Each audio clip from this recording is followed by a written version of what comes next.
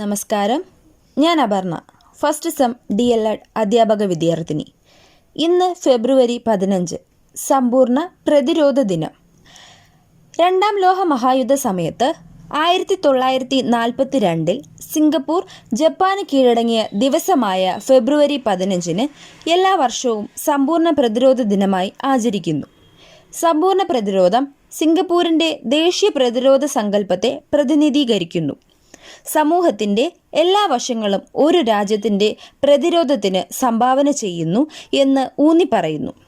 സമ്പൂർണ്ണ പ്രതിരോധ തന്ത്രം ഉയർത്തിപ്പിടിക്കുന്നതിൽ എല്ലാവരും തങ്ങളുടെ പങ്ക് വഹിക്കുന്നതിൽ പരാജയപ്പെട്ടാൽ എന്ത് സംഭവിക്കുമെന്നതിൻ്റെ ഓർമ്മപ്പെടുത്തലായാണ് സമ്പൂർണ്ണ പ്രതിരോധ ദിനം ആചരിക്കുന്നത്.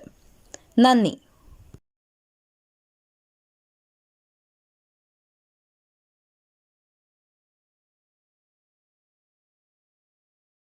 ഞങ്ങൾ അപ്ലോഡ് ചെയ്യുന്ന